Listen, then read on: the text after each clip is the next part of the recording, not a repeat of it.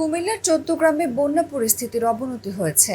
টানা বৃষ্টি ও ভারতের উজান থেকে নেমে আসা পানি ক্রমেই বাড়ছে। উপজেলা প্রশাসনের পক্ষ থেকে বিভিন্ন স্থানে অর্ধ শতাধিক আশ্রয় কেন্দ্র খোলা হয়েছে। পানিবন্দী হয়ে পড়েছে অন্তত ১.৫ লাখ মানুষ। দেখা দিয়েছে সুপেয় পানির সংকট। স্থানীয় স্বেচ্ছাসেবী সংগঠনগুলো পানিবন্দী মানুষকে নিরাপদে সরিয়ে নিচ্ছে। প্রশাসনের পক্ষ থেকে বিতরণ করা হচ্ছে শুকনো খাবার। বন্যার পানিতে ডুবে গেছে ঢাকা চট্টগ্রাম মহাসড়কের ১৪ গ্রামের অংশ। এতে যানবাহন চলাচলেও ব্যাহত হচ্ছে। বন্ধ রয়েছে সরকারি স্বাস্থ্যসেবাও।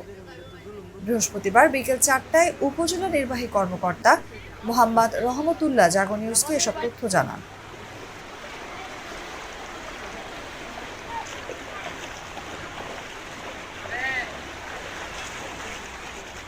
জানা গেছে, বৃষ্টি ও ভারত থেকে আসা পানি কাকরি নদী সহ বিভিন্ন স্থান দিয়ে প্রবেশের ফলে প্লাবিত হয়েছে উপজেলার বিভিন্ন ইউনিয়ন।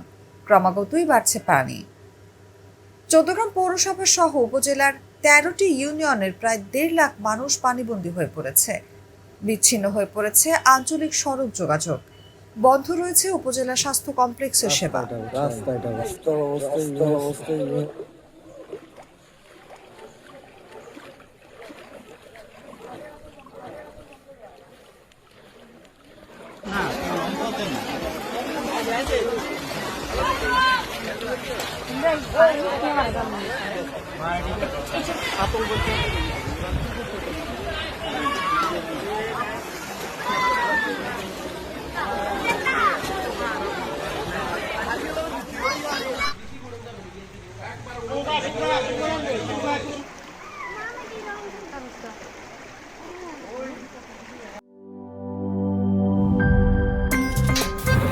আমার একটা স্মার্ট সিদ্ধান্তে ২৫% গ্যাসের খরচ কমেছে। ভাবছেন কিভাবে?